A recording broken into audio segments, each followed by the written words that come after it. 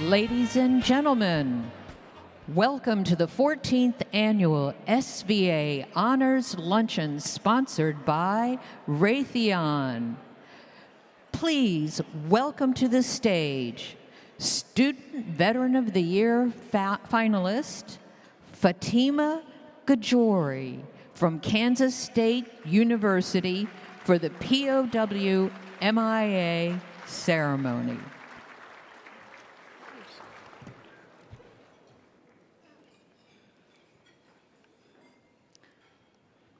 As you entered the room this evening, you may have noticed a small table in a place of honor. It is set for one.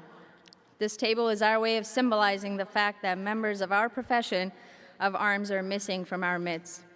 They are commonly called POWs and MIAs. We call them brothers and sisters. They are unable to be with us this evening, so we remember them. This table set for one is small, symbolizing the frailty of one prisoner alone against his oppressors. Remember. The tablecloth is white, symbolizing the purity of their intentions to respond to their country's call to arms. Remember. The single rose displayed in a vase reminds us of the families and loved ones who are comrades in arms who keep the faith awaiting their return. Remember. The yellow ribbon tied so prominently around the vase is reminiscent of the yellow ribbon worn upon the lapel and breasts of thousands who bear witness to their unyielding determination to demand a proper accounting of their missing. Remember. The candle. The candle is lit, symbolizing an upward reach of their unconquerable spirit. Remember. A slice of lemon is on the bread plate to remind us of their bitter fate. Remember. There is salt upon a bread plate, symbolic of the family's tears as they wait. Remember. The glass is inverted. They cannot toast with us this night. Remember. The chair. The chair is empty. They are not here. Remember. All of you who have served with them, called them comrades, who depended upon their might and aid and relied upon them for surely, they have not forsaken you. Remember. Remember until the day they come home. Remember. And now, a moment of silence to remember our student veterans who have made the ultimate sacrifice and are no longer with us.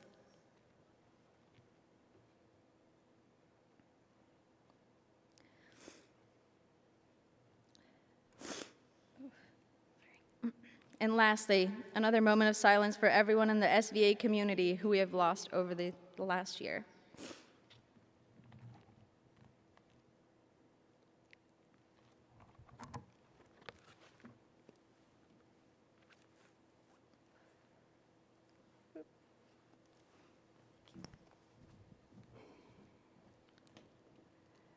Ladies and gentlemen, please welcome our returning host for SVA Honors Call of Duty Infinite Warfare, USA's Graceland and NBC's Law and Order SBU, Jamie Gray Hyder.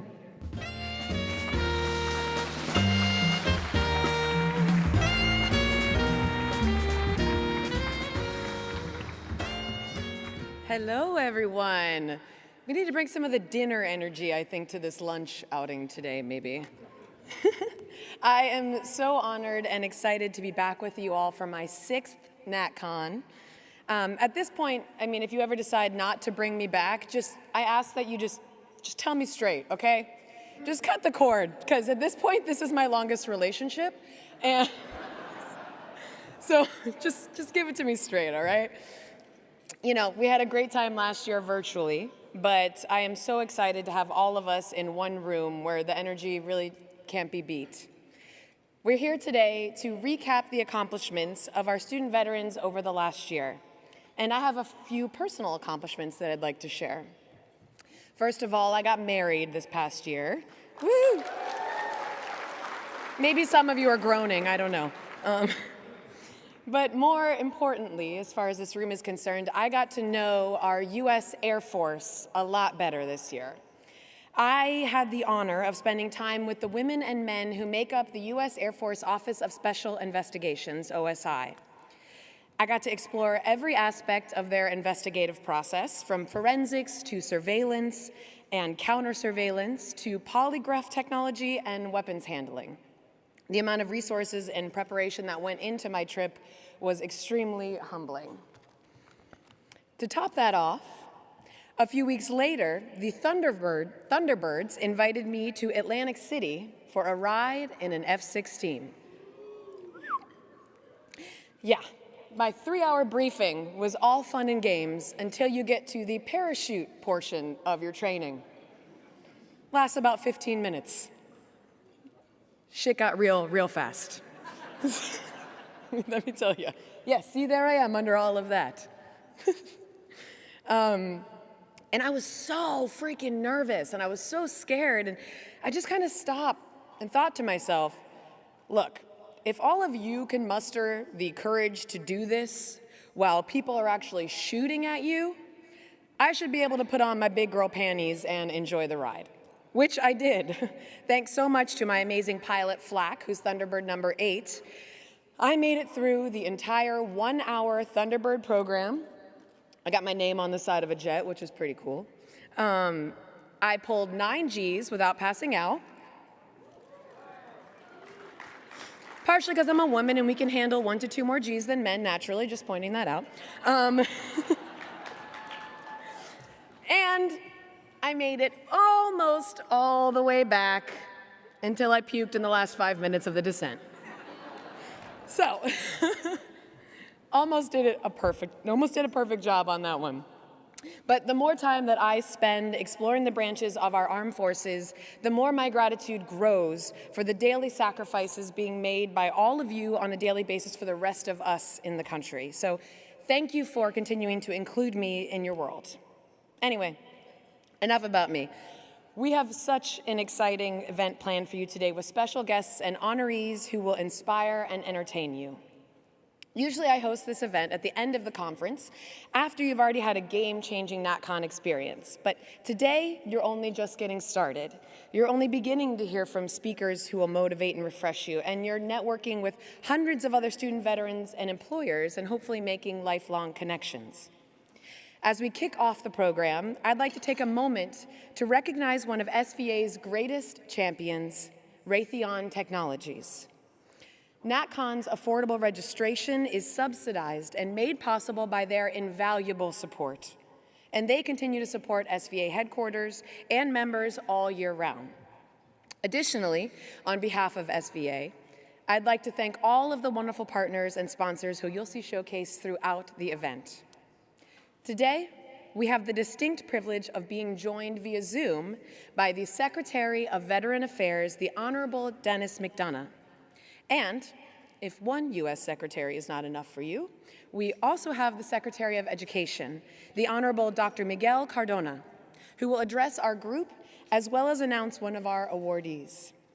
Additionally, we have a special message from Senator Jon Tester.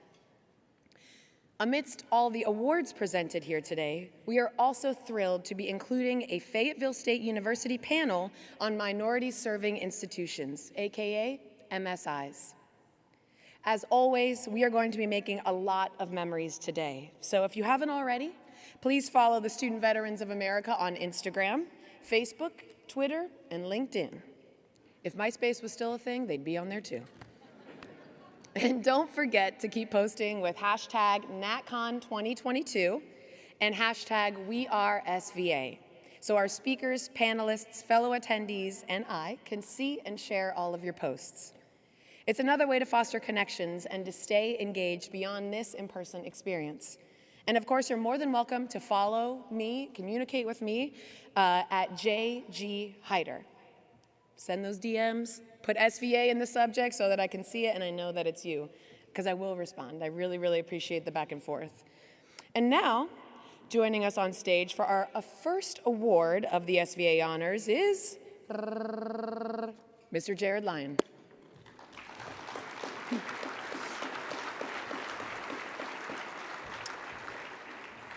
Booker T. Washington once said, "If you want to lift yourself up, lift up someone else.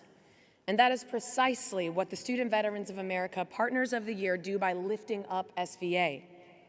These awards recognize partners who integrate the mission of SVA into their own work, championing student veterans above and beyond their own call of duty. SVA's growth and success would not be possible without these devoted teams who prioritize the well-being and opportunities of student veterans across the globe. Now I'm going to announce all of our SVA Partners of the Year. Please hold your applause till the end. This year's SVA Partners of the Year awards go to BP. Come on up and join us, your representatives from each. Comcast, the Walt Disney Company, Microsoft, Raytheon, and the Wounded Warrior Project. Fiserv is also being recognized as the partner this year, but unfortunately could not be here in person. Please give a warm round of applause to all of these stellar partners.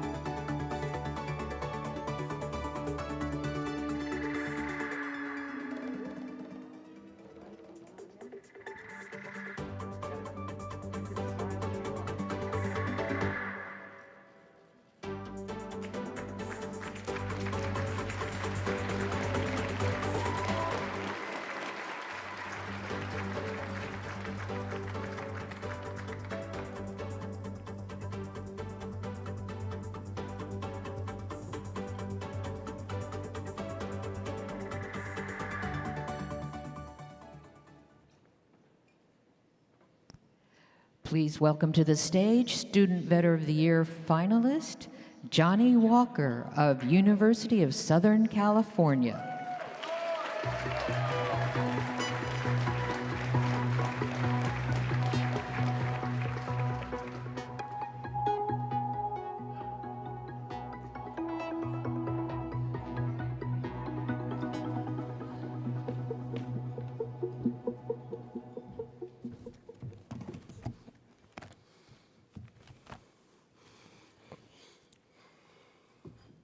Congratulations again, and thank you to all the Partners of the Year recipients.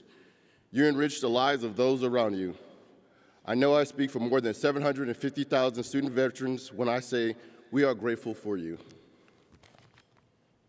Now, it is my privilege to introduce the next speaker, the 11th Secretary of the Student Veterans Affairs, the Honorable Denis McDonough.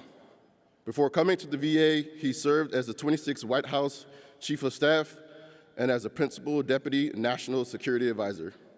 He believes deeply as he testified to Congress that there is no more sacred obligation nor noble undertaking than to uphold our promises to our veterans, whether they come home decades ago or days ago. Please welcome the 11th Secretary of Veterans Affairs, Denis McDonough, joining us via Zoom from Washington, D.C.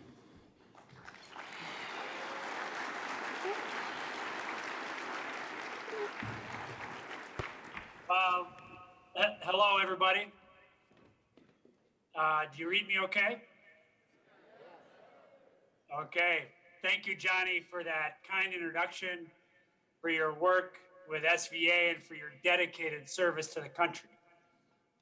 Frankly, knowing what I know about you, I feel like I should be introducing you, but hey, I'll take it. My deepest thanks as well to Jared Lyon for your steadfast leadership of Student Veterans of America, for your wise counsel and help to me. My deepest thanks to all the SVA employees who have worked hard around the clock to make this great event happen, especially in the context of the pandemic. And most of all, thanks to all the student veterans there in Florida for watching all across the country. I'm really bummed I couldn't be with you today in person. In fact, I had promised Garrett a year ago I'd be here with you in person. but it's an honor to speak with you virtually today and to work with SVA every day to serve you, your families, caregivers, and survivors as well as you've served the nation. I've thought a lot about what to say this afternoon, both to the 1,300 or so student vets at NatCon today and to the 750,000 student vets that SVA represents across America. And I'm sure I could talk all day long about the coming digital GI Bill or our vocational education programs or what we at VA have done in partnership with SVA to help student vets through this pandemic. But Meg Cabot, VA Senior Advisor for Families and Caregivers, and my Senior Advisor, covered a lot of that yesterday. And we here at VA are always available to talk about those important services. So instead of diving into that, I wanted to focus on one thing that I'm reminded of time and again through my first year at VA. And that's that student veterans are the bedrock of this country, and we need you to lead us into the future, especially now. Because, to put it gently, it's been a hard time for all of us. Pandemic has killed hundreds of thousands of Americans, including so many, as we just heard, of those we serve and those we love. Wildfires, tornadoes, hurricanes have ravaged the nation, with 100-year storms happening seemingly every 100 days.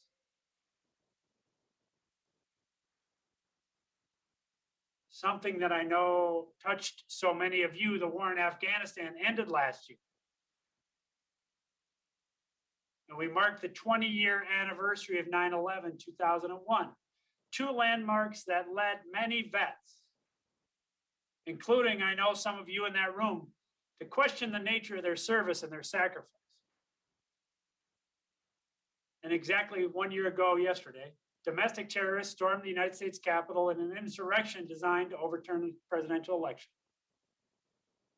In short, in recent years, we've seen the seams of this great nation start to show and perhaps start to strain.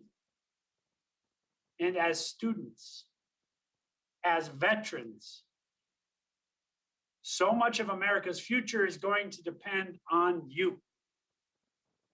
Because you're the next generation of leaders, of government officials, of CEOs, of caregivers, care workers, community leaders, parents, Americans. And if we're going to put the existential crises we face behind us, it will be with you leading the way.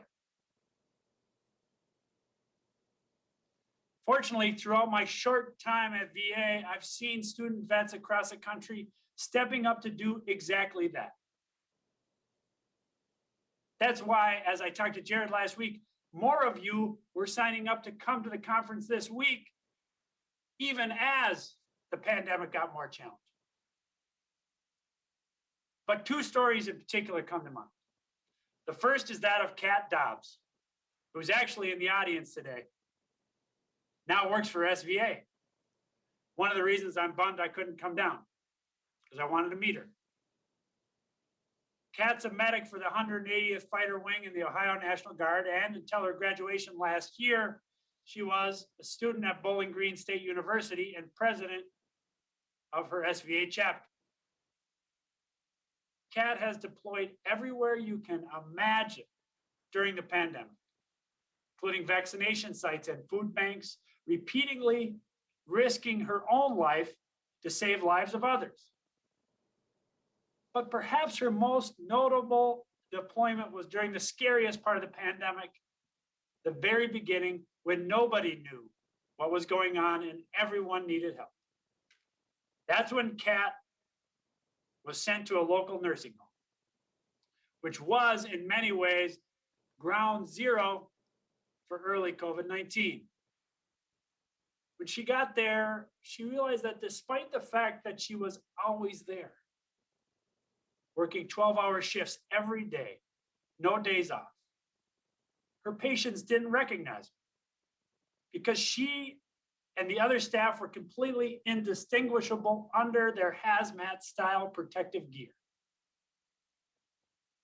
So Kat improvised, innovated. She brought in some Sharpies. She colored in her hazmat suit to make herself look like one of the Avengers. Then she helped the other healthcare staff do the same. Before long, the patients could recognize the staff again. There was a relationship there again. And in those scariest of times, those relationships made all the difference. Some of Kat's patients made it through, others didn't. But just ask anyone in that nursing home. They all love Kat, their very own Avenger. The second story that comes to mind is about Nick Mararak. Nick's of a Navy vet who felt called to join the military after the attacks on 9/11/2001. He's now president of SVA at Georgetown, Saxa, where he's getting his PhD in linguistics. When the war in Afghanistan ended, Nick sprang into action, leading SVA, the Georgetown SVA, and more than 270 hours of volunteer work, organizing goods, donations, clothes, toys, shoes, and more for Afghan allies as they sought refuge in the United States. Kari and I actually got a chance to meet Nick on the 20th anniversary of 9/11.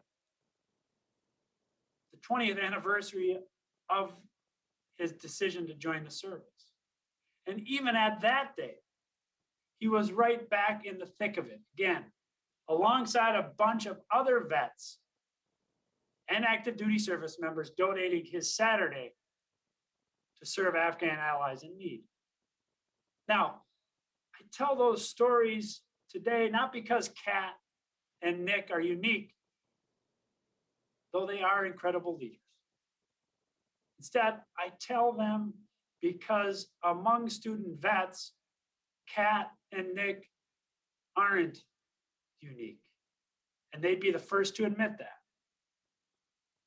Because student vets, like each and every one of you, never stop serving the country, even after you take the uniform off. You run into the fight when the country needs you most, whether that's during a war or a natural disaster or the deadliest pandemic in more than 100 years. You do the things, the big things, for the country, like sending much needed supplies to refugees in need, and the small things for community, like using a Sharpie to forge a connection with the patients across from you. The bottom line is that you all are the future of this country. And between the pandemic, the recent assaults on our democracy, and the divisions that threaten to tear us apart, we need you now more than ever. I repeat, we need you now more than ever. You know, when I was a professor at Notre Dame before coming to VA, I used to ask my students to find some way to serve Uncle Sam after they graduate. Every class I closed, I said, don't forget, Uncle Sam needs you. I don't have to tell you that because you've already served the country so well. So I'm not going to ask you that. I'm just going to ask you to keep doing what you do, what you've already chosen to do, what you've already put your life on the line to do, which is to keep serving the country. Because you know better than anyone that democracy isn't destiny. it doesn't just survive on its own. It's on us to preserve and protect it.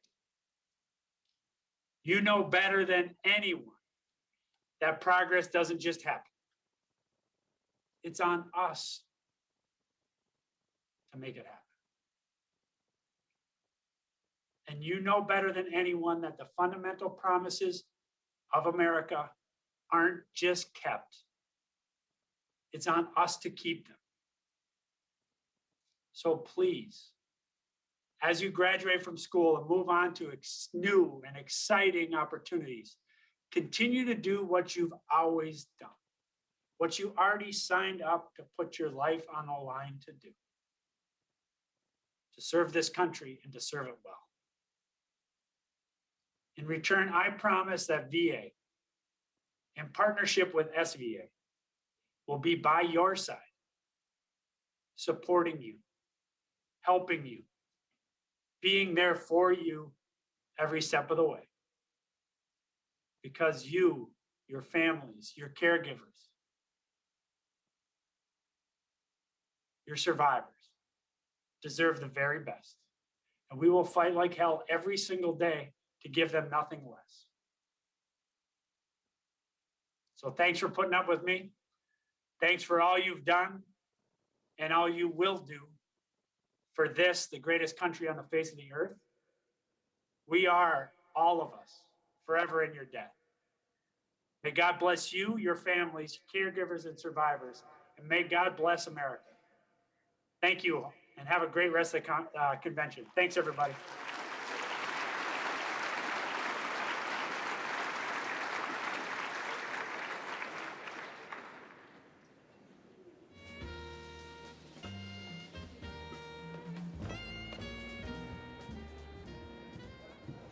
Well, we greatly appreciate the Secretary making the time to speak to us today. Our next friend of SVA, and well known to many of you here today, is Dr. Philomena Mantella. Dr. Mantella obtained a bachelor's and master's degree in social work at Syracuse University, and she has a PhD in college and university administration from Michigan State University.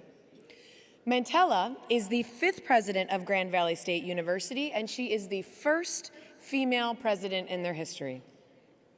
We are thrilled to welcome Dr. Mantella, a past recipient of SVA's William Pearson Tolley Champion for Veterans in Higher Education Award. Dr. Mantella will be joined by former Student Veteran of the Year finalist, Grand Valley State alumnus, and new SVA Program Coordinator, Cameron Zibikowski.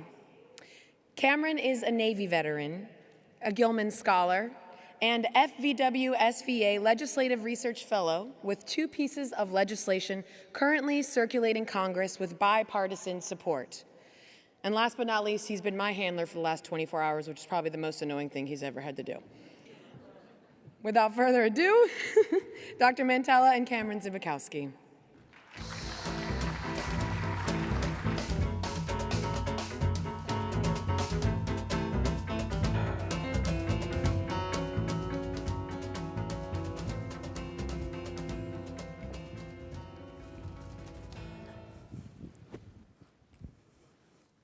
For those of you that don't know us, President Mantella and I began our presidencies at GVSU around the same time. From the very beginning, President Mantella actively engaged the veteran community and myself. Through an active partnership between our SVA chapter and the university leadership, great things have continued to happen for Laker vets and the veteran community of West Michigan. I cannot express enough to all of you how engaging with university leadership is instrumental to improving veteran services and success stories within your university chapters. President Mantella, your first Veterans Day address at GVSU, you mentioned your father served in the military. Can you tell us a little bit about your family's military history and explain your passion for engaging with veterans at Grand Valley State University and within the West Michigan community? Sure. Thanks, Cameron. Of course. I want to say Cameron may be the 6th president of Grand Valley State University. So, yes, we have some people who would vote for that. Great. You can give him a round of applause. Yeah. It's first, let me say seriously, it's a pleasure to have begun our service together and to find the strength of our SVA when I came to Grand Valley. And I did come with a passion for student veterans and the work that we can do to support your educational journey. My family, my dad had 6 brothers, 2 sisters, and all 6 of them, along with my dad, served in the military in combat in World War II. Happily, they all came home, and it was very much a part of who he was as a man and his brothers and our family unit. But also, it was very much a part of his education. He wasn't fortunate enough to go to a university. He wasn't even able to complete high school, but was one of the most successful people that I know. And I got to experience firsthand the kind of leadership skills that are developed in the military. I've always respected it and wanted to provide the level of support that is commensurate to see your skills really come to their fullness through the SVA and through the veteran support and educational programs we have. Thank you. Over the last several years of your presidency, how has Grand Valley increased veteran services, and what steps has Grand Valley taken to help veterans within the student body? So one of the things after meeting you in the leadership group I took a look at Grand Valley was the completion rates for veterans, and it was slightly lower than our university community, and I knew there was really no reason for that. So one of the things that we went about doing is creating the support through a strong veterans coordinator, which we now have. She's in the audience today, Jill Hinton-Wolf. And through creation of 2 centers, not only for veterans, but active duty military and their families on each of our physical locations. So that's very exciting. And then I really connected with Jared Lyons around Veterans Day as a potential speaker for us and was telling him, I remember I was getting my nails done. This is really a true story. I was trying to hold the phone. And if you know Jared, he's not a quick speaker when he's passionate. So we were on the phone like an hour. I went out like this. And we talked about what is really the future. How could Grand Valley State University help not only by helping our community get stronger, but also lead so that others would follow? And Jared had suggested a notion that became Grand Valley State University's Veterans Promise. And what it is really for all high school students that elect to serve, they should not be feeling as though they have to make a choice or forego a choice or have a limited set of institutions that they return to. So we give the students that elect to serve an automatic admissions to Grand Valley State University. And they can start either when they're serving online, or they can return home and come to school, and their admissions is done, and they're allowed to just begin in their degree program of their choice. And that's our Veterans Promise, and really excited about that. Thank you. Thank you. Thank you. So the Veterans Promise has really had a successful start for GVSU. How can other universities look to Grand Valley as a template for institutionalizing these changes for veterans within higher education through programs like the Veterans Promise? Yeah, you know, if I was in front of a group of presidents, and I have been about our program, I would say to them, listen to your veterans on your campus, because the idea did not come from me. It came from talking to individuals that have had the experience and see our deficits with our model. So that would be the first thing. And then the second thing is, you know, look out there to some of the models that exist, and don't be afraid to leapfrog into some new territory, as we did with the Promise.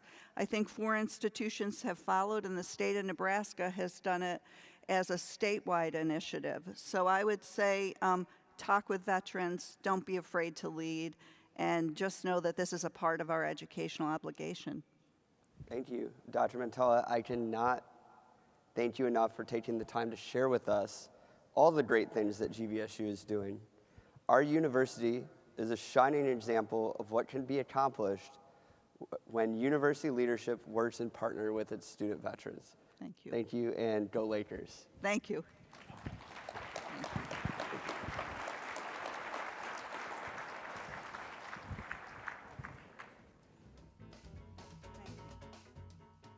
Well, I get a second privilege. It's a privilege to be with you here today, and that is to award the next recipient of the William Pearson Tully Champion for Veterans in Higher Education Award.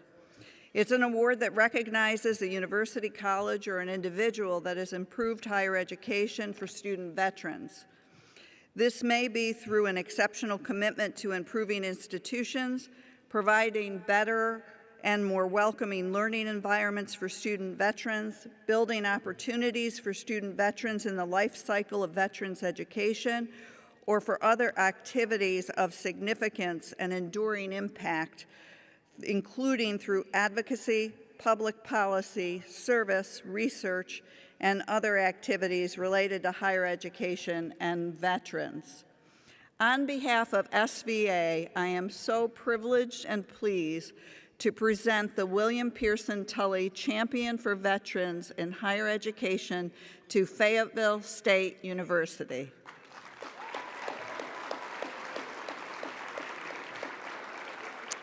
FSU is a public, comprehensive, historically Black university that offers robust and innovative degree programs rooted in the liberal arts tradition. The university advances knowledge through the integration of teaching, learning, research, and public service. FSU-NC strives to meet the educational, career, and personal aspirations of its students from rural, military, and other diverse backgrounds so that they are equipped with academic and practical knowledge to serve local, state, national, and global communities as enlightened citizens, globally astute leaders, and engaged solution creators. Currently, FSU-NC is home of over 1,700 military-connected students, making up almost 30% of their overall student population. Chancellor Darrell Allison initiated free summer school to help students catch up on credits if they are behind, and this was open to all students to help improve retention and graduation rates. It also gives military students the opportunity to save their GI benefits since they can go for free. FSU-NC additionally cleared $1.6 million in student debt with her funds. Chancellor Allison was a major champion in advocating for FSU to receive funding after 21 years with no funding. He also pushed to become an NC Promise School, which means the undergraduate tuition is only $500 a semester in-state and $2,500 out-of-state. And currently, they are creating a scholarship for qualifying military students to attend their university for free. FSU-NC is not only a military-inclusive institution, but allows their military history to shine. This year, during their Veterans Day celebration, FSU-NC was designated as a Purple Heart institution. Congratulations and thank you to Fayetteville State University for being a leader and a role model. And we have Chancellor Allison here to accept the award. Can we congratulate them one more time?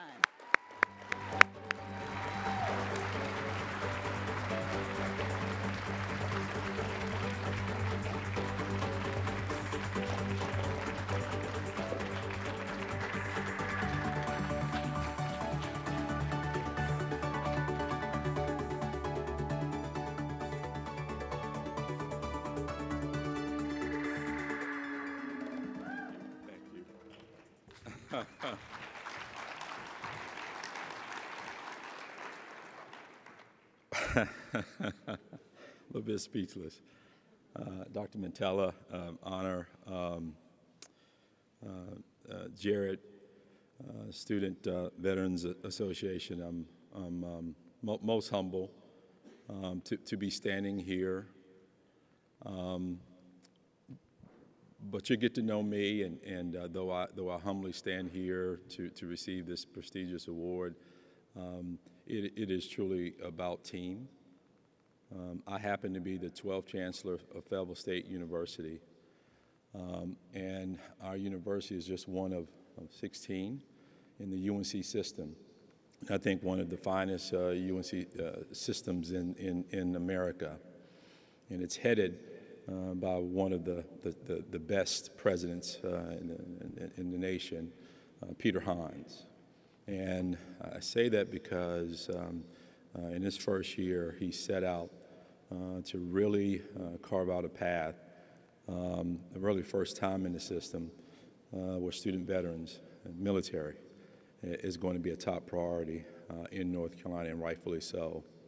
And so I'm honored that though he's not here, he sent one of his lieutenants, Dr. Thomas Walker, who is heading that work, military and student veterans. He's here today. I'd love for him to stand here. Thank you, Dr. Walker. And then secondly here, part of our team here, we have Vice Chancellor of External Affairs and Military Relations, Wendell Phillips is here with me as well. And thank you, Wendell. So 10 months is when I took the helm at Fayetteville State University, and leaders, I had in my heart and my mind to really do better for our student veterans and our military connected students. And you all know it starts and ends with leadership. And I wanted the best. I needed the best leader to help me do that. And so I sought out one of your own to become one of our own. And I sought out a young lady by the name of Siobhan Norris, who many of you know because she's one of your own. And I wanted her to be one of our own. And I made her our Associate Vice Chancellor of Military Affairs. And we've begun a good work. And I would like to honor her today if she would please stand.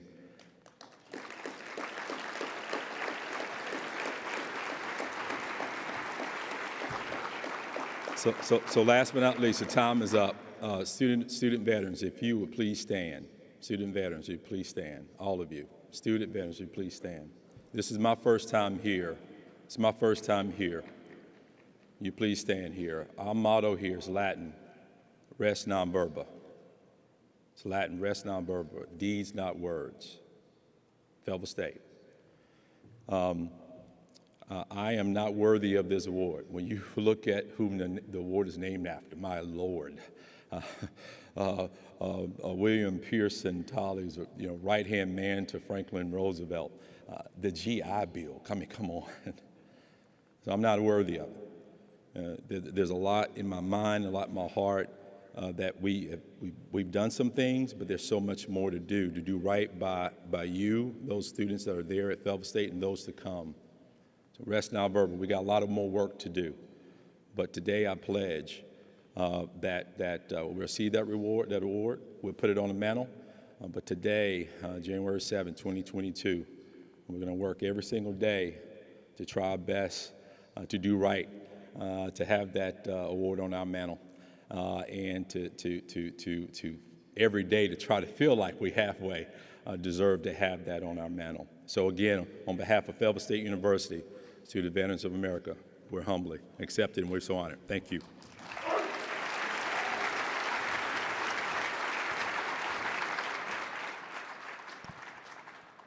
Now, ladies and gentlemen, please welcome to the stage Student Veteran of the Year finalist, Stephen Westby of the University of Arizona.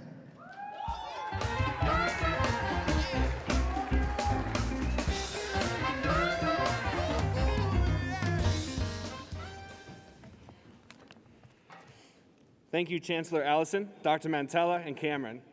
And again, our congratulations to Fayetteville State University. It's now my honor to introduce our next speaker, Michael Rod Rodriguez, who's a retired Special Forces Green Beret with 9 deployments. From his first in Somalia, guess I can take this off, with the 10th Mountain Division, to his last in Afghanistan with the 7th Special Forces Group. His last assignment as a Green Beret was as a sniper instructor in Fort Bragg, North Carolina, on Range 37. After 21 years of continuous service, he was medically retired for numerous injuries he received while in service to our great nation. Michael Rodriguez comes from a military family. His grandfather served during World War II, and his father is a Vietnam veteran. His eldest son is currently serving with the 82nd Airborne Division and recently returned home from Afghanistan, marking the 16th deployment for the Rodriguez household. He advocates for veterans and their families and speaks publicly on the need to decrease the misunderstanding between civilians and the military. In November of 2015, Rod was selected and served for over 3 years as a member for President George W. Bush's Military Service Initiative Advisory Council, with the role of advising and supporting the President and his leadership of the Bush Institute on key strategic and programming priorities in support of veterans and their families. He also assists with several other nonprofits and is always only a phone call or email away from both the civilian and military community. In 2013, Rod was inducted into the lauded Explorers Club based in Manhattan as a fellow for his research efforts on traumatic brain injury and post-traumatic stress. Please welcome to the stage, Michael Rod Rodriguez.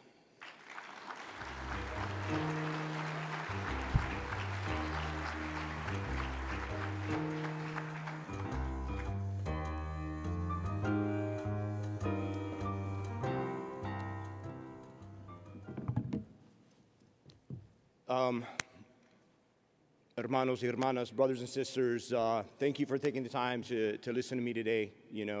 Really, I want to congratulate SVA, the entire staff, and everyone for pulling this off. I said this 3 years ago when I came and talked about a passion project I've been involved in for about 6 years with the Global War on Terrorism Memorial Foundation.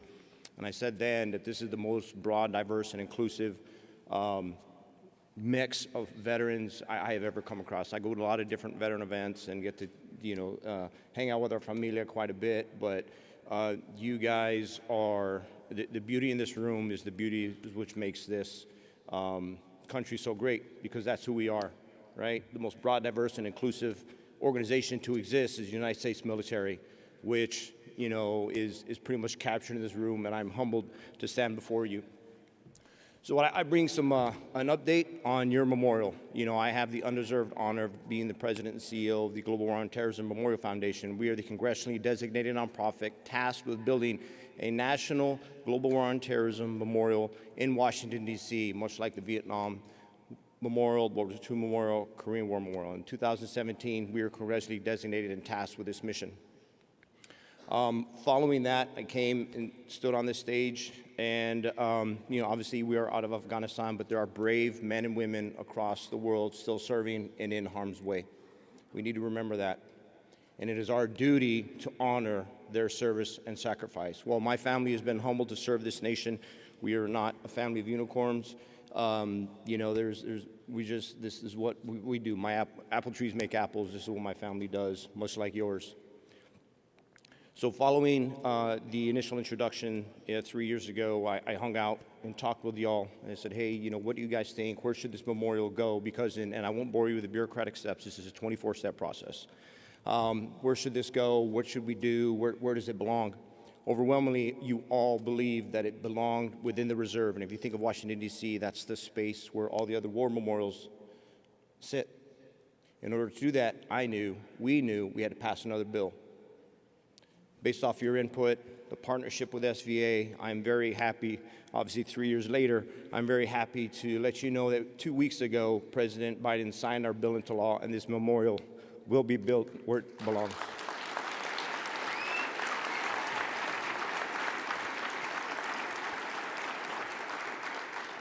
I have no doubt that together we will follow the 4 tenets within our foundation. These 4 tenets were written by a student veteran that we lost in June of 2020. Her name is Molly Easley. The tenets she put forth to this foundation are honor. Together, we will honor all that served. The most challenging for deployments for me were not the 10. The count is off. I was in Somalia this summer. Or not the 10 that I deployed. It was the one watching my young son go into harm's way, deploy the same regions of Afghanistan that I had deployed, pursuing the same enemy I had pursued some years prior. I know what it's like to watch your family go to war, and that was the most challenging deployment for me. We will honor the family service. We will heal as a nation. For those of us that have stepped foot on a battlefield, whatever capacity, it touches you, but it also touches your family. We will heal. We will heal as a nation. Honor, heal, empower. Finally, we will be able to recognize on a national scale, globally, the service and sacrifice of everyone in this room, and most importantly, our hermanas y hermanos, our sisters and brothers that never came home and their families. We will unite. We unite as a nation because this gives us an opportunity to highlight what is in this room and what I discussed when I stepped up here initially. You guys are what makes this country great. I'm humbled to be part of your familia. And with this, we will show the United States, as well as the rest of the world, what makes this country so great because it's in this room. So thank you very much. I'm going to be around. You know, I'm easy to approach, you know, despite the different color eyes I got. Don't worry, it's normal for me. It was a gift from Afghanistan. So please approach me. I want to hear ideas. While yes, I am the leader. I'm the guy in front. I'm the bullet magnet for everything coming at you. This is your memorial, and you are leading these efforts. So thank you very much. God bless and Godspeed.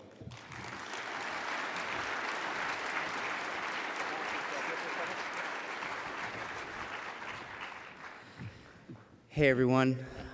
For those of you I haven't met yet, my name is Jared Lyon. I serve as your National President and CEO, and I'm going to go off script for just a quick minute. And I've asked Rod to stay up here with us for a moment. We've created a new award for Student Veterans of America. Tell you a quick story. Senator Bob Dole, who we lost not very long ago, is somebody who I've often found myself over the years referring to as the OG of the GI Bill. Senator Bob Dole was in college in Kansas when our nation fell under attack, Pearl Harbor, in World War II, and he enlisted in the Army. He would later commission and become a platoon leader in the 10th Mountain Division and fight in Italy, where he was ultimately severely wounded and paralyzed from the neck down. He would later regain feeling in 3 of his limbs, but famously, his right hand would remain injured as a veteran with a disability for the rest of his life. When he came home, he recovered for almost 3 years before he eventually himself went back to school, first at the University of Arizona, and then realizing that life as a student veteran with a disability was perhaps a little overwhelming, he returned to his home in Kansas at a small school near his parents, where he used the GI Bill to finish a bachelor's degree and ultimately a law degree. Senator Dole would always say how much the GI Bill transformed his life, and that without that transformative power of somebody investing in a kid from a small town in anywhere USA, we would never know Senator Bob Dole. We're creating a new award starting this year in honor of Senator Bob Dole. It's called our Senator Bob Dole Continued Service Award. The Senator Bob Dole Continued Service Award will embrace the spirit of finding a way to do more for others. We honor Senator Dole in this way because I know that there are hundreds of Senator Doles in this room, student veterans just like him who might feel like they're that kid from a small town who doesn't quite feel worthy of their GI Bill, but are using it nonetheless to transform their lives and the lives of their families. Before Senator Dole died, I was asked by his family to serve as an usher at his funeral. So at the National Cathedral, amongst former presidents and vice presidents and members of Congress, and I served as an usher and had one last honor to say goodbye to a fellow veteran. And throughout the service, it was talked about his life of service and how the GI Bill made that possible. That's the story for everyone in this room. Senator Dole led the charge to build his generation's war memorial on the National Mall. You just heard from Rod how difficult that is to do. And then he spent the remaining days of his life every Saturday at the World War II Memorial greeting his sisters and brothers in arms on honor flights in Washington, D.C. I was so moved by this motion that we knew we were going to name this award in his honor next year. We had hoped that he'd still be alive with us and joining us. Well, I've gotten a commitment from his wife, Senator Elizabeth Dole, that she'll be with us next year. But we felt it very apropos and almost poetic to make sure that the inaugural awardee of the Senator Bob Dole Continued Service Award would be the Global War on Terrorism Memorial Foundation. So Rod, if you'd be willing to, on behalf of the foundation, to accept this award, carry on Senator Bob Dole's legacy, and thank you so much for creating our generation's way to honor our fallen and to take care of our families. Thank you, brother.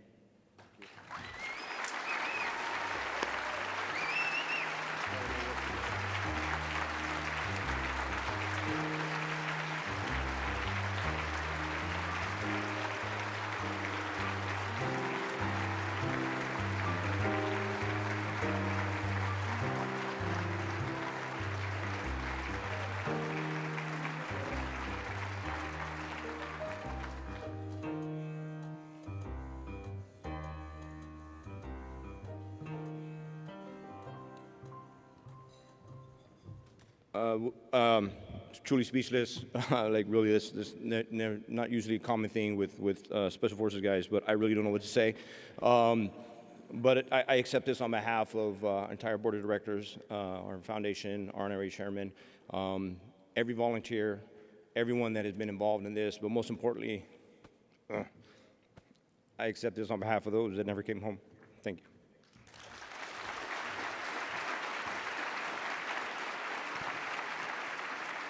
Ladies and gentlemen, please direct your attention to the screen for a message from Senator Jon Tester and the Chapter Advisor of the Year Award message. Greetings from the United States Senate and Happy New Year. Thank you for inviting me to share a few words with you today. And thank you to the veterans here for the many sacrifices that you've made to keep our nation safe. For more than a decade, Student Veterans of America has played a critical role in helping veterans pursue a quality education and transition to civilian life. We are grateful for your outstanding commitment to all of our nation's student veterans and their families.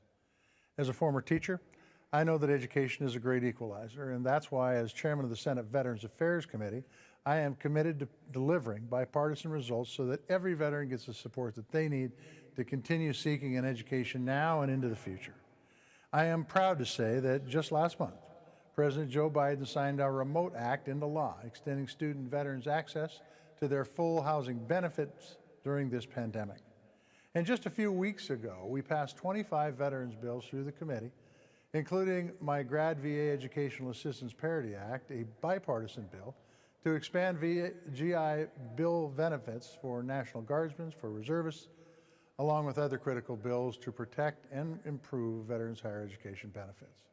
These common sense bills will deliver for those who fought on our behalf for our freedoms, and together we will keep pushing them across the finish line in Congress.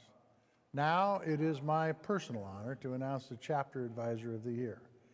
This award recognizes the outstanding mentorship service and advocacy provided by a campus staff or faculty member to an SVA chapter as their advisor.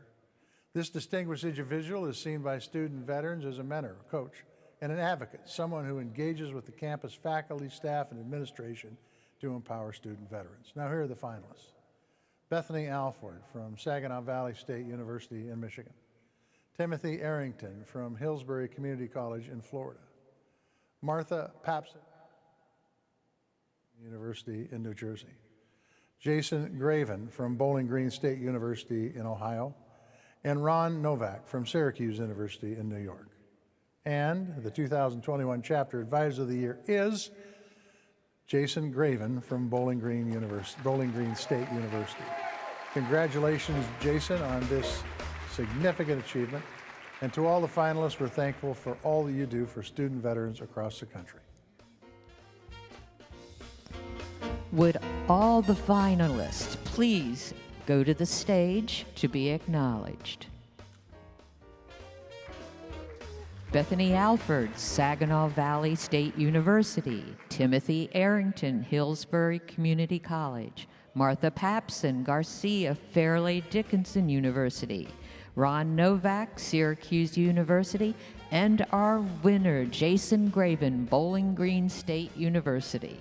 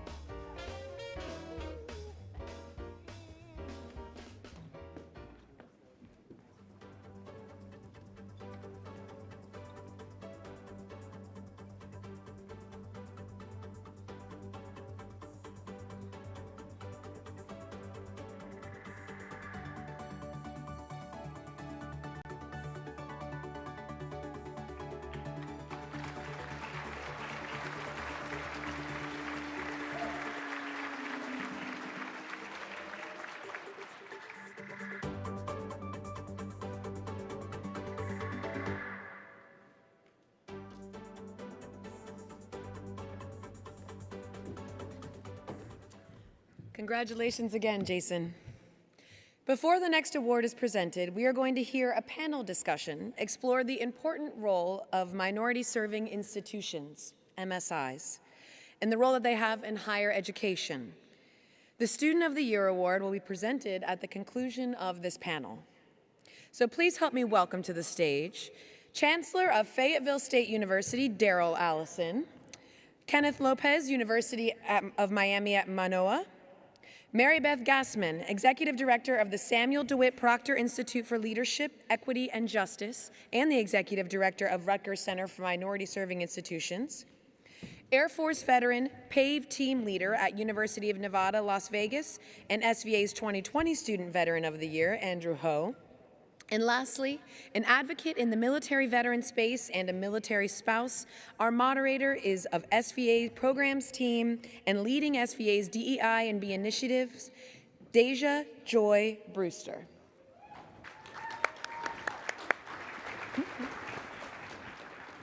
Hey.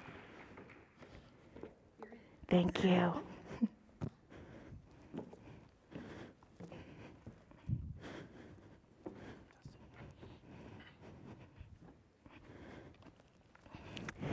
Hello, everyone, and I want to say thank you for everyone for coming to NatCon.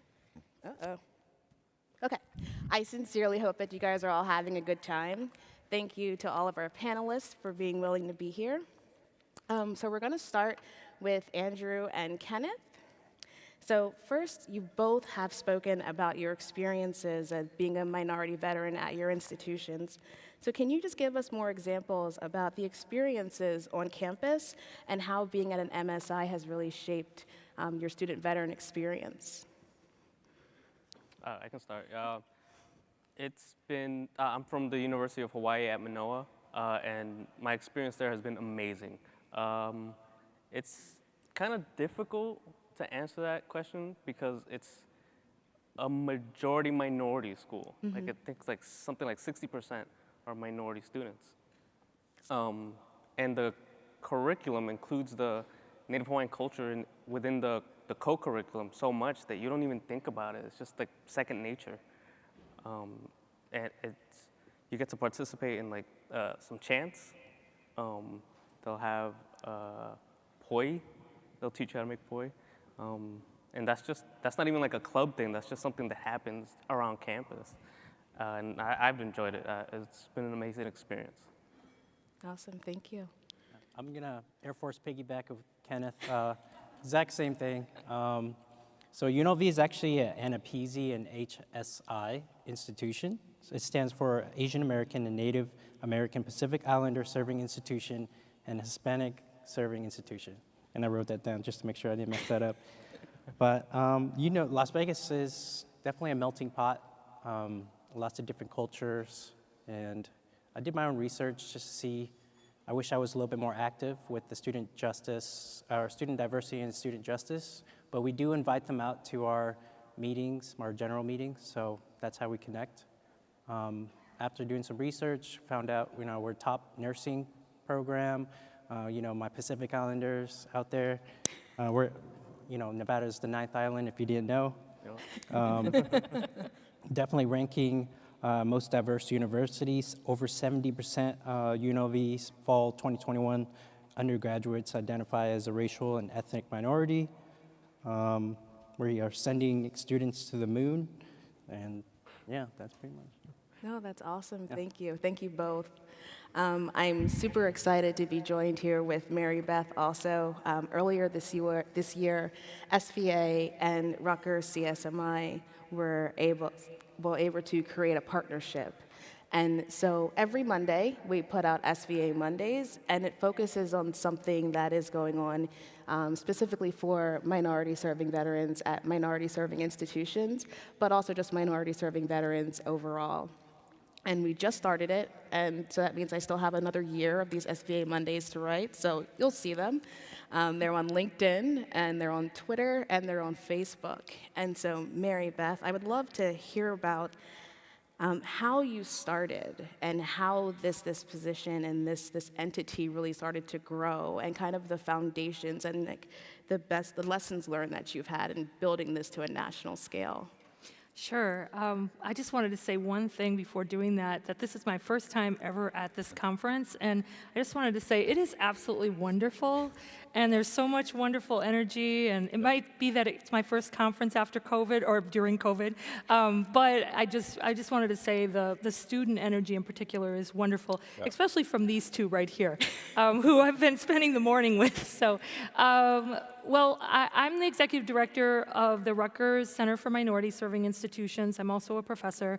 And what we do is we provide programs all free of charge to all of the 750 plus minority serving institutions across the country. So there, for those of you who didn't come to my session yesterday, there's so many different types. Of course, there's historically black colleges, there's tribal colleges, Hispanic serving institutions, AAPI serving institutions, predominantly black, many, many other types.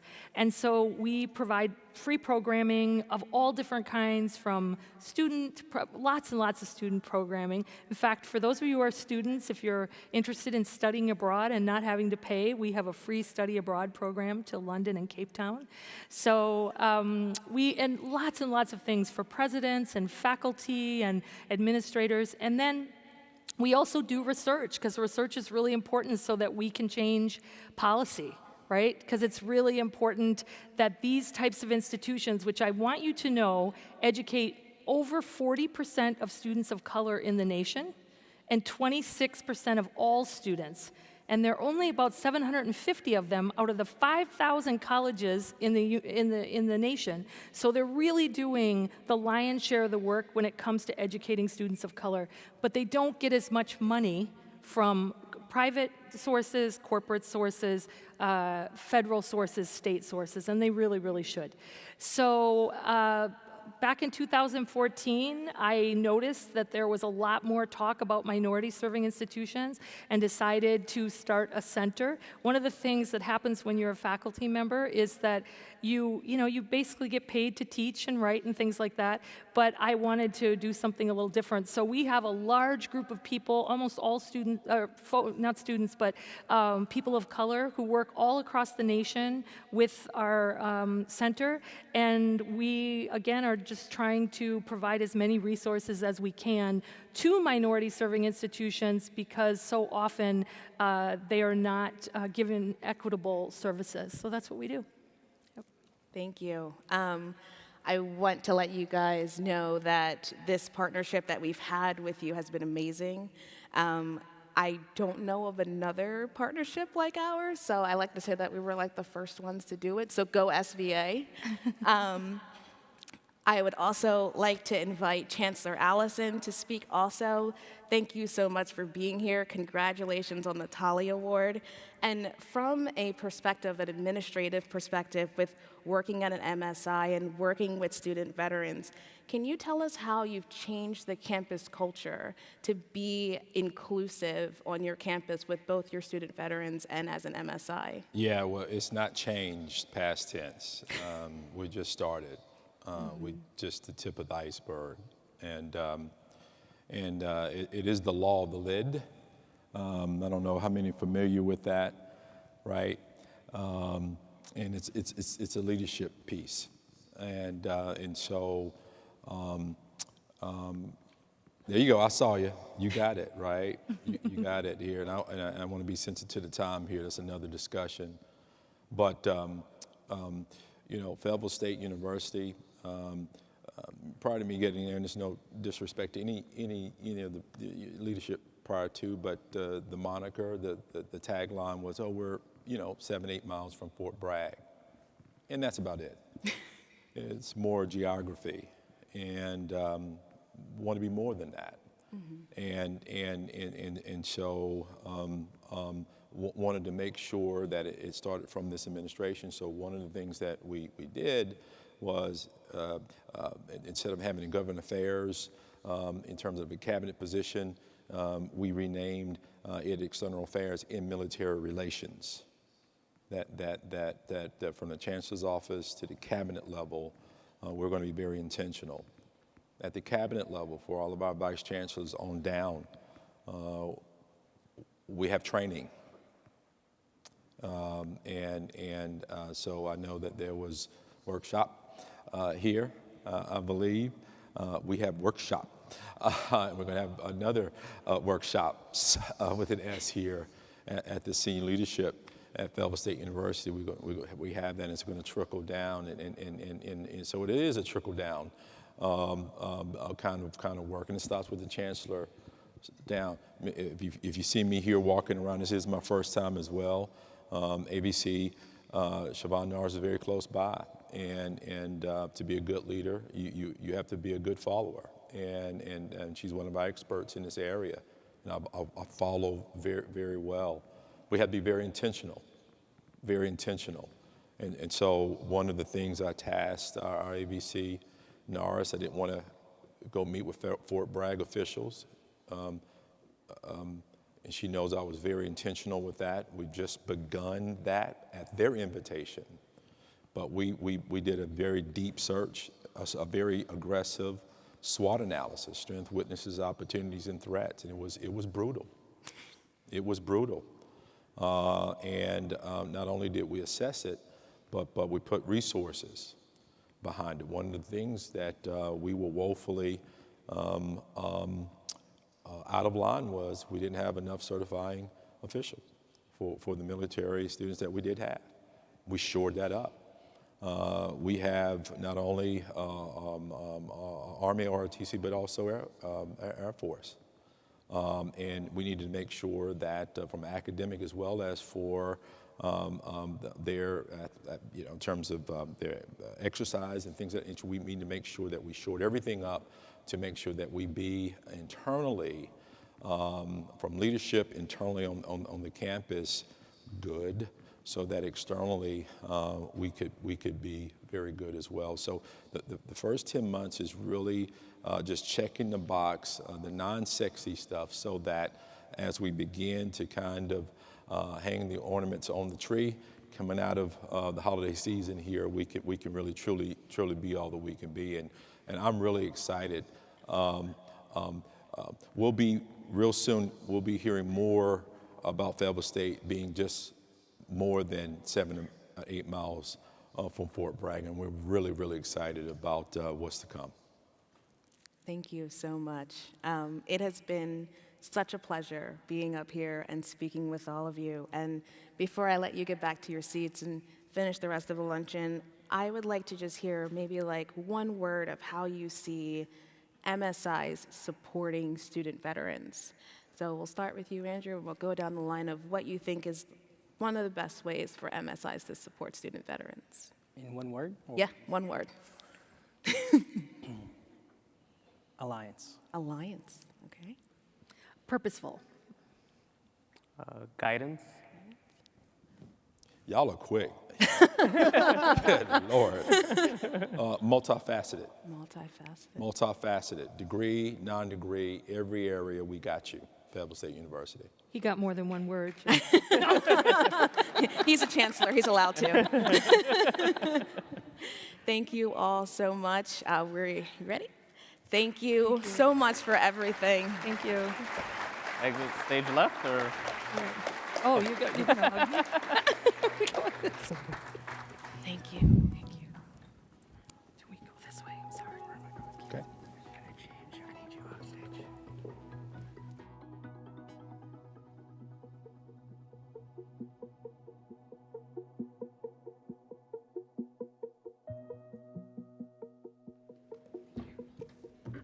All right. Now for 2021 Chapter of the Year. Student Veterans of America's chapters are the core of the organization. SVA chapters formed on college campuses to provide peer support for fellow student veterans and collaborate with campus leaders for better support and services.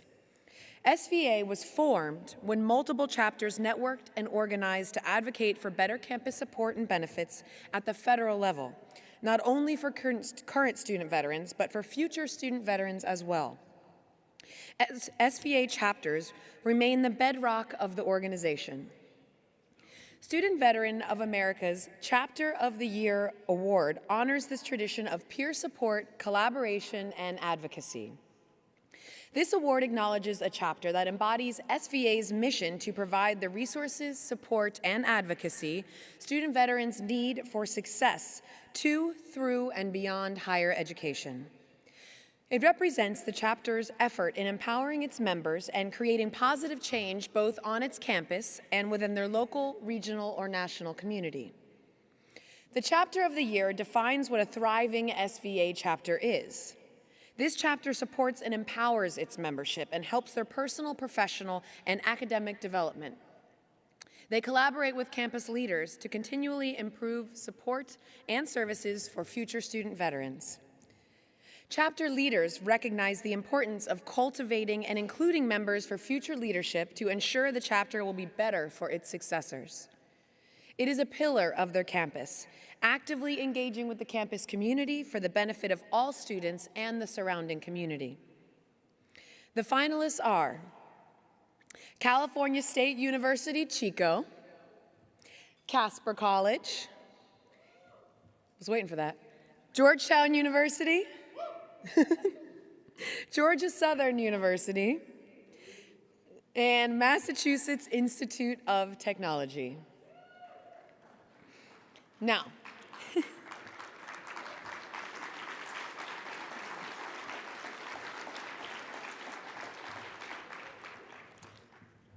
just one sec.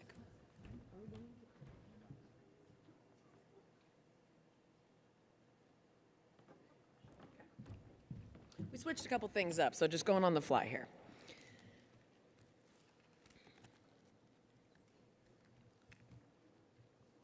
I'm gonna keep going. You probably thought I was going to announce the winner, but no, not yet. That's actually in the script, so that fits. We have one more esteemed speaker, and it is my privilege to introduce the U.S. Secretary of Education. We're good to go, not lying. The Honorable Dr. Miguel Cardona. Dr. Cardona was sworn in as the 12th Secretary of Education on March 2nd, 2021. He previously served as the Commissioner of Education in Connecticut, a position he held after being appointed by Governor Ned Lamont in August 2019. In this position, he faced the unprecedented challenge of responding to the COVID-19 pandemic and led the safe school reopening efforts in Connecticut.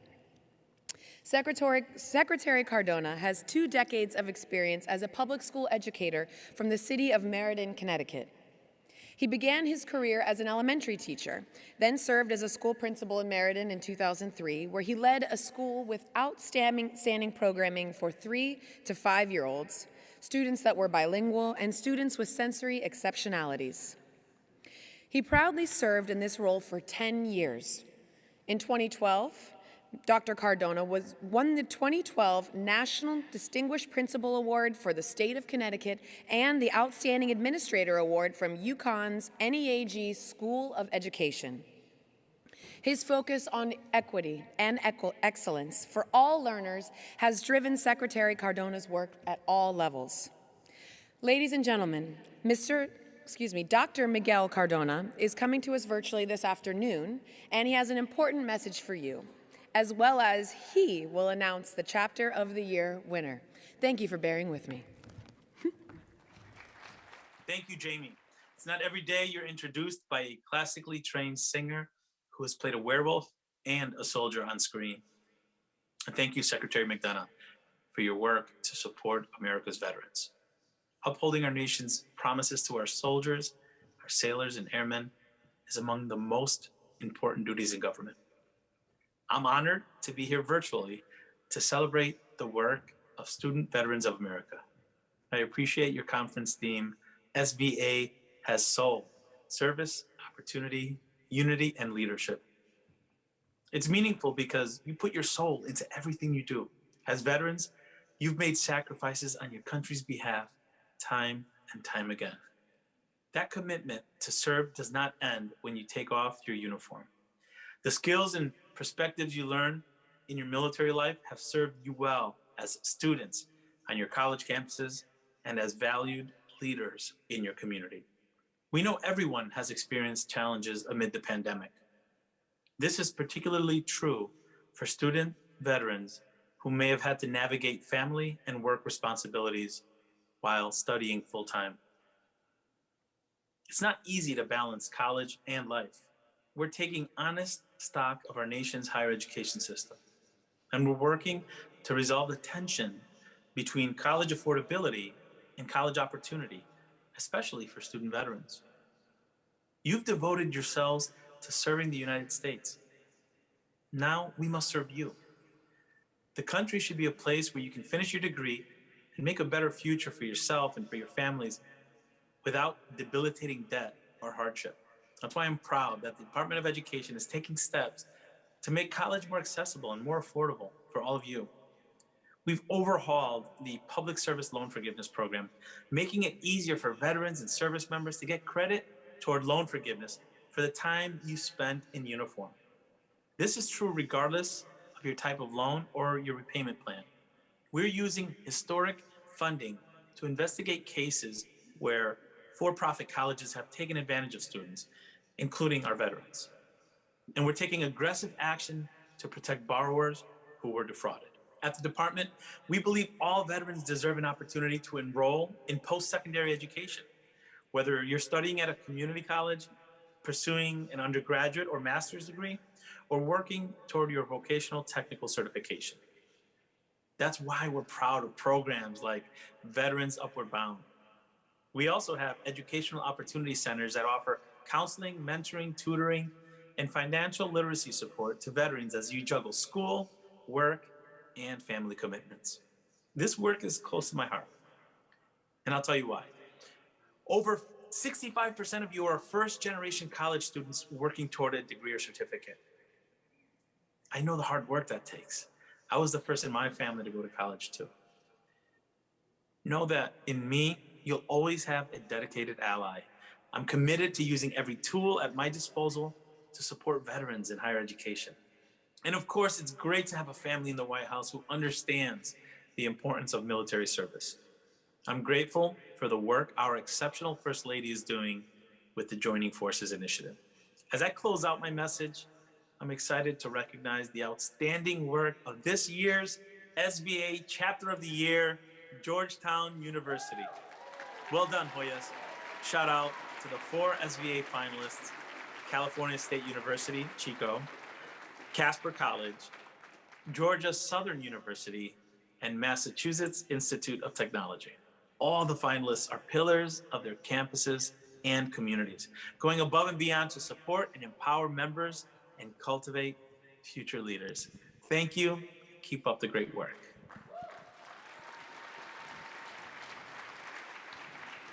Would all the Chapter of the Year finalists please join us on stage? California State University, Chico, Casper College, Georgia Southern University, Georgetown University, our winner, and the Massachusetts Institute of Technology.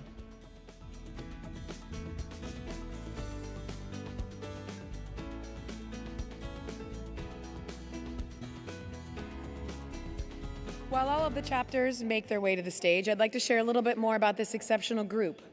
The Georgetown University Student Veterans Association represents SVA Has Soul by embodying the Jesuit heritage of service and their own slogan, Veterans for Others. Since August 21, despite COVID restrictions, GUSVA has been at the forefront of helping the Afghan refugee community.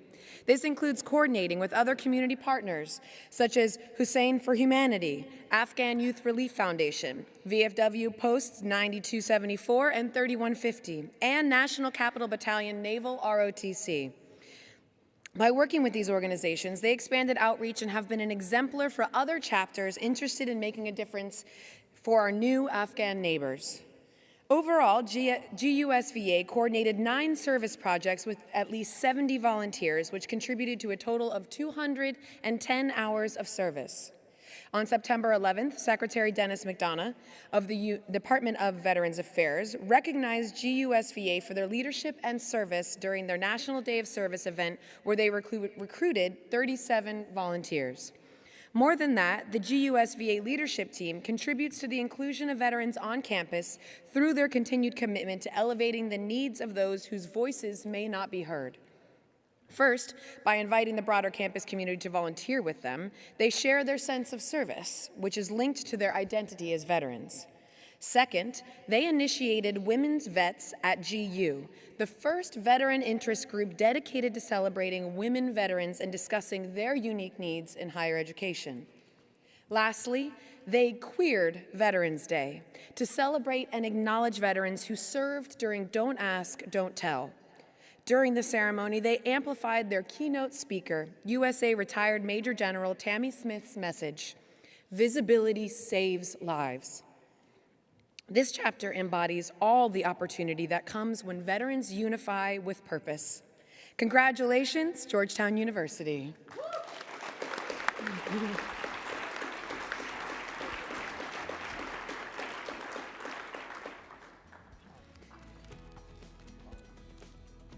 Congratulations.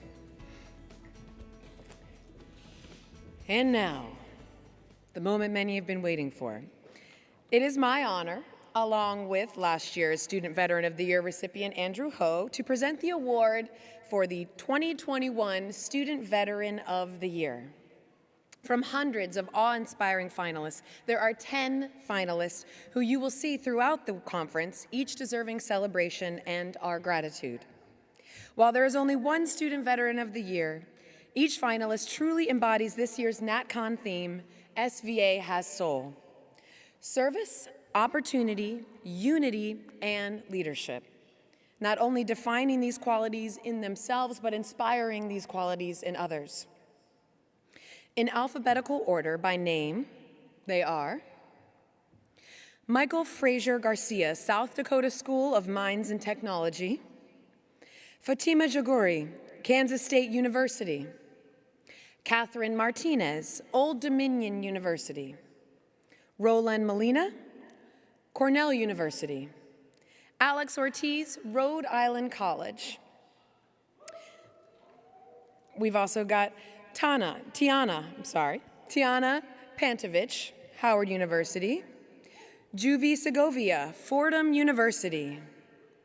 June Sidlauskas, California State University, Stanislaus. Johnny Walker, University of Southern California. And Stephen Westby, University of Arizona. Someone put something in their iced tea. I apologize if I messed up your name. This was not originally mine to say, so you can correct me later. The Student Veteran of the Year Award recognizes outstanding leadership by a student veteran during the past year. This award represents the very best of the student veteran community and the epitome of character, scholarship, and accomplishment among today's student veterans. The 2021 Student Veteran of the Year is Catherine Martinez, Old Dominion University.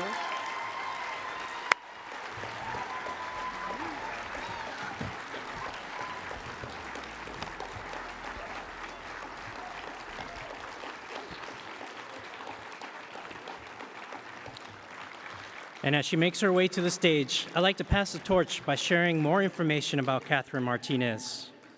Catherine is a Navy veteran from La Habra, California. She served from 2015 to 2019 as a sonar technician with duty stations aboard the USS Winston S. Churchill and the Mid-Atlantic Regional Maintenance Center. Her passion for community stems from tragedy. She lost her mentor who died from suicide.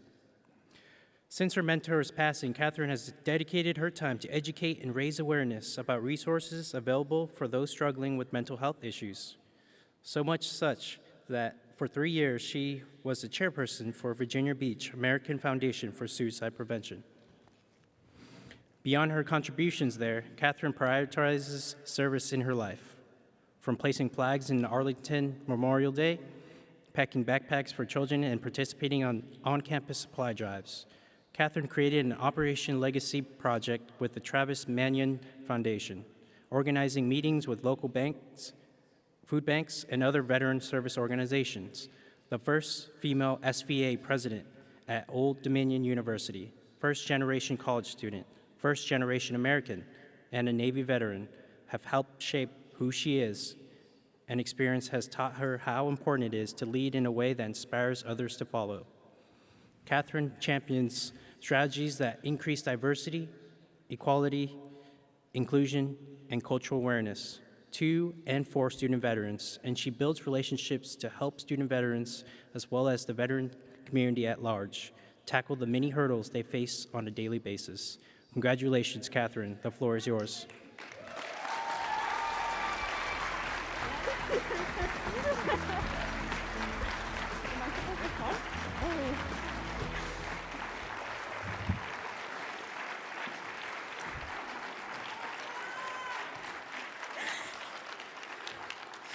Hi, I didn't prepare a speech because, like we went over yesterday, the imposter phenomenon is a very serious thing.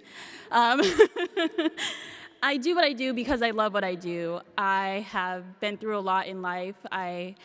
Because of these things, I don't want anyone to feel the same way. Something that people will hear me say all the time is that you're not alone and it's okay to reach out for help. So, you know, to be up here and be in front of all of you and accept this award is something I never dreamed about, because when you're volunteering and putting your heart and soul into it, you don't expect anything in return, because this is what you love, this is what you do. So I don't have anything else to say but to thank my chapter, first of all. Dr. Kim Bullington is the one who nominated me for this, so thank you so much for your constant support and encouragement. To my executive board team, who makes it easy for me to not be sounding bossy, but they do the things that I want along with me, and it's such an amazing experience to be surrounded by people who support your vision and your mission. And to the friends, family, and special person in my life who continue to push me forward in all the things that I do, thank you so much. And I quickly want to thank the Travis Manning Foundation and SVA, who have severely impacted my life and changed the direction of my life and helped me find who I want to be. So thank you so much.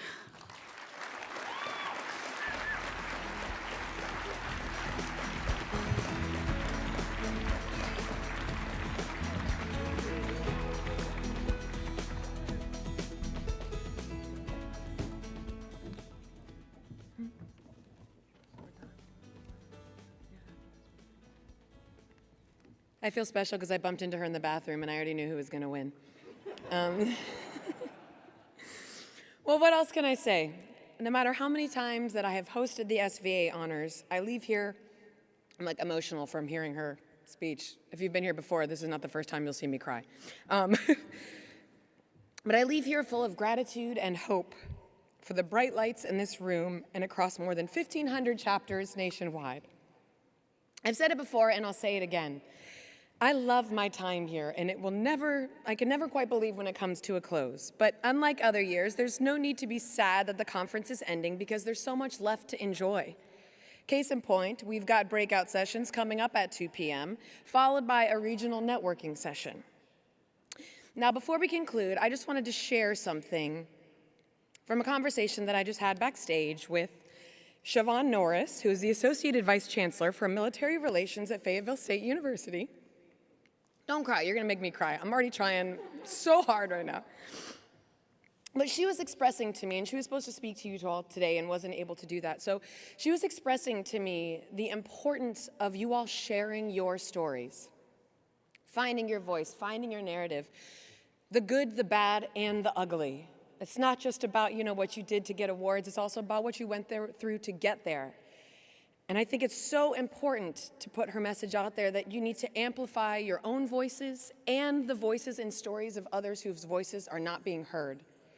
You all have so much to offer the community at large, both in your service and post-service. And I think that the better we communicate with one another, the easier it is to get support for one another. So I want to piggyback on her sentiments. Jamie, I'm going to interrupt you for one quick moment, if I may. This disembodied voice coming to you. Hello, Donna. It's nice to speak with you directly. God. Yes, it is. What I'd like to do is invite all the Student Veteran of the Year finalists to the stage. Would Michael Frazier Garcia, Fatima Jagori, Roland Molina, Alex Ortiz, Tiahana Pantovich, Juvie Segova, June Sidalauskas, Johnny Walker, and Stephen Westby. All please come to the stage. We want you, as Jamie just noted, have your voices or at least seen. So please Half of your come face. to the stage. Thank you for bearing with us, everyone. We switched a few things up today. Oh, and it's Jared's fault, just for the record.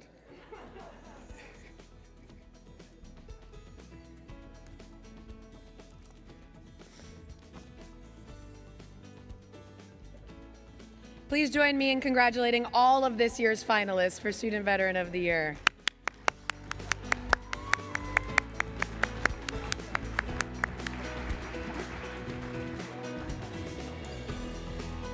And our winner, Kat, come on back up.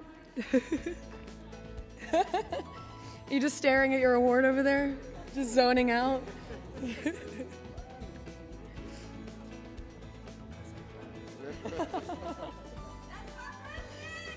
Yeah! Why don't we play this game real quick, because we didn't do it this year. For how many of you is this your first NatCon? Awesome. For how many of you is it your second NatCon? A few more. Third? Yeah. What about fourth? Okay, getting a little thinner. Fifth? All right, how about sixth? Me too. Anyone who has been to more than 6 NatCons in this room? Awesome.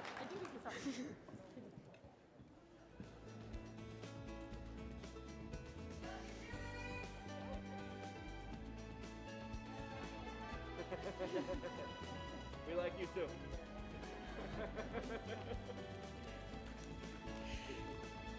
Now that, barring any more interruptions from God, is our show.